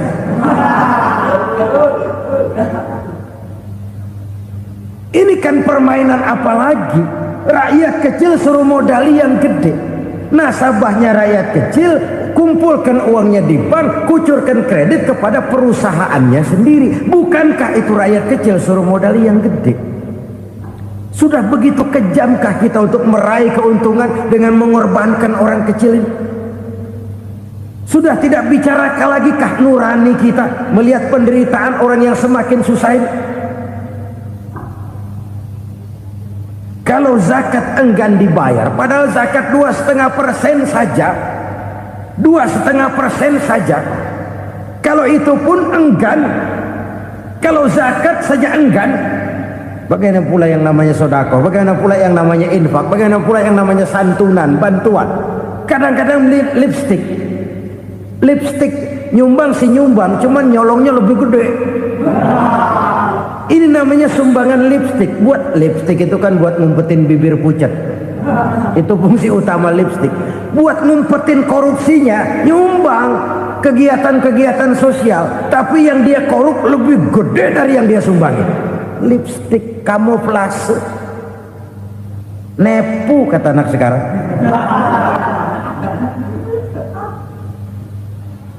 Saudara-saudara kaum muslimin rahimakumullah, demikian berat kewajiban zakat ini sampai di zaman Sayyidina Abu Bakar pernah keluar komando perangi orang yang enggan membayar zakat. Perangi, karena fungsi zakat adalah menjembatani antara si kaya dengan si miskin.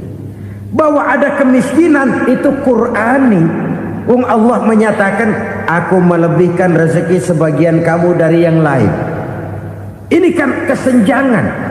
Allah melebihkan rezeki sebagian kamu dari yang lain. Ada itu. Tetapi itu berjalan secara nature. Nah, kalau direkayasa, yang kaya semakin kaya, yang miskin semakin terpuruk, yang sudah besar dapat proyek besar, yang kecil dapat tetelan. Ini kan rekayasa namanya. Kesenjangan yang direkayasa ini yang kita harus kikis. Nah, fungsi zakat menjembatani dari sisi sosial. Dari sisi pribadi, Nabi berpesan, zakku amwalakum biz zakat. Bersihkan hartamu dengan zakat. Sekarang ada istilah nyuci uang. Uang hasil korupsi itu bisa dicuci, dijadikan uang bersih. Bukan pakai rinso, bukan. Pakai politiknya koruptor, diolah sedemikian rupa sehingga jadi uang resmi. Sudah memutik, itu termasuk yang disebut kejahatan kerah putih, white collar crime. Kejahatan kerah putih, kejahatan pakai dasi, kejahatan kelas kakap. Makanya orang mendingan goblok kagak bener daripada pinter kagak bener. Goblok kagak bener itu gampang ngurusinnya. Pinter kagak bener, ini yang berabe bener ngurusinnya.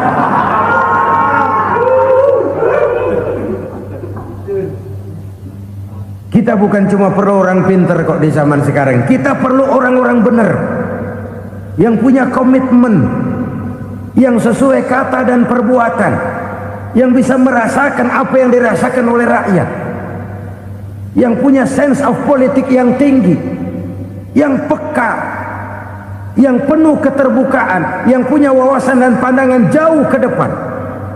Dari sisi pribadi, zakat itu membersihkan harta kita. Ya, dia tercampur dengan yang subuhat, dia bahkan mungkin tercampur dengan sedikit-sedikit yang haram. Itu zakku amwalakum biz zakat. Bersihkan hartamu dengan zakat itu. Pada sisi sosial ia menjembatani, pada sisi pribadi ia membersihkan harta kita. Karena itu kalau kita minta berdoa minta rezeki, syarat rezeki itu halalan thayyiban wasi'an. Nggak pernah kurang dari 3 itu.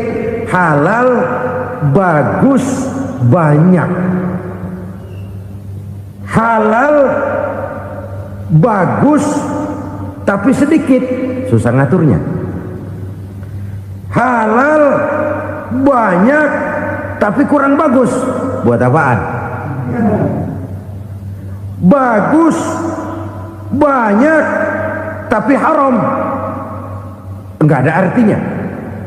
Sebab kata Imamul Ghazali, kalau kau terlalu suka memakan makanan yang haram, dikunyah masuk ke dalam perut besar, digiling oleh perut besar, menghasilkan energi, menggerakkan sel-sel pembuluh saraf, kau juga akan cenderung berpikir yang haram.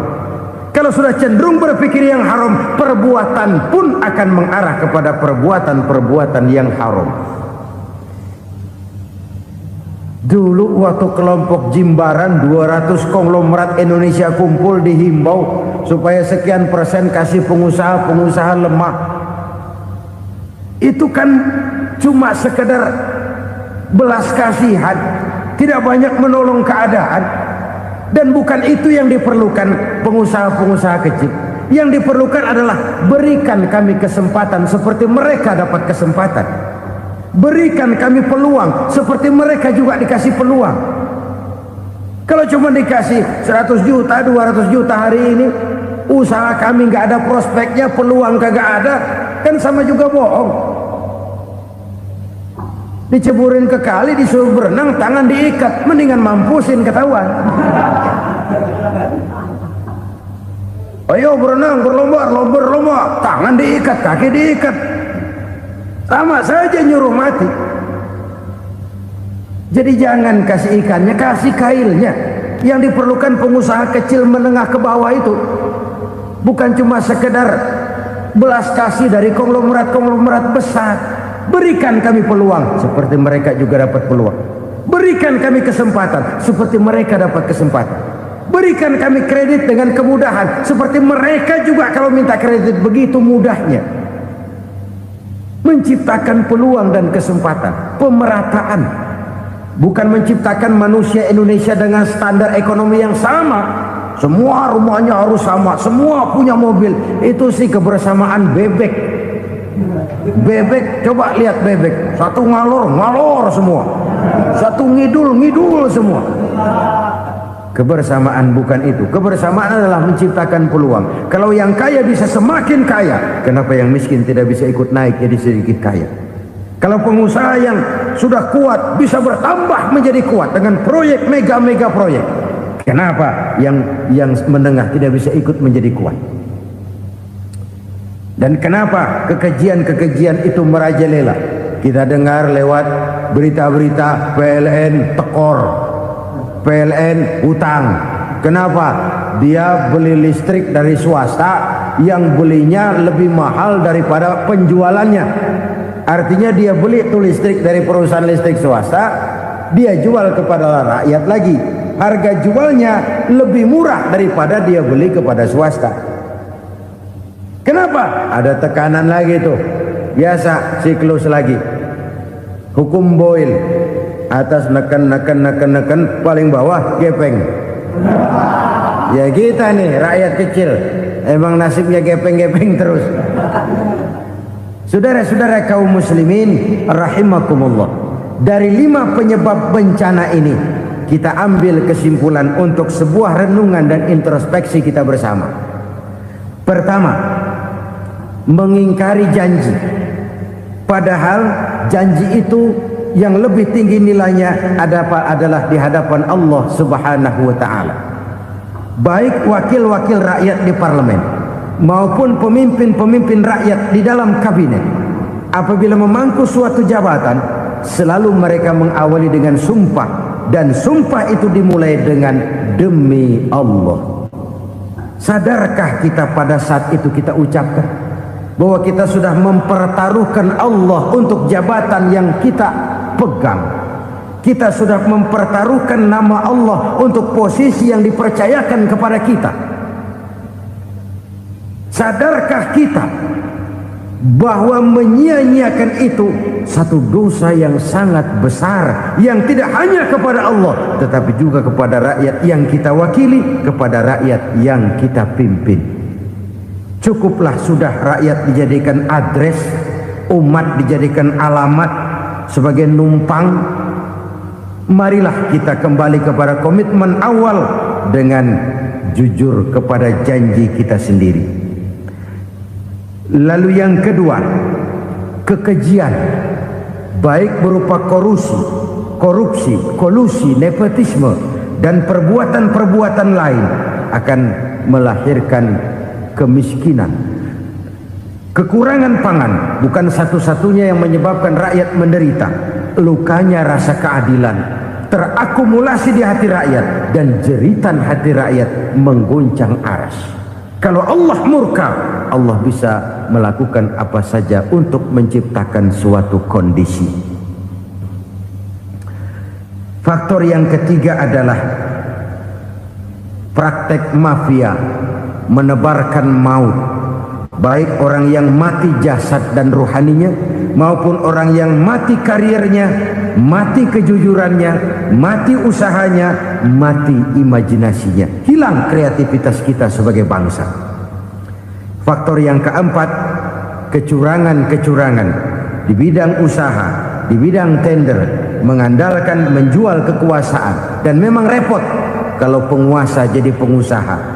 Mau atau tidak mau, kebijakan-kebijakan kekuasaannya akan memperkuat jaring-jaring usahanya. dan pada saat itu objektivitas sulit ditemukan lagi. Lalu yang kelima, keengganan membayar zakat, menumpuknya kekayaan negara pada kelompok-kelompok tertentu. Ini akan melahirkan paceklik yang berkepanjangan. Menumpuknya kekayaan dan harta negara pada kelompok-kelompok tertentu akan melahirkan paceklik dan kemiskinan yang berkepanjangan.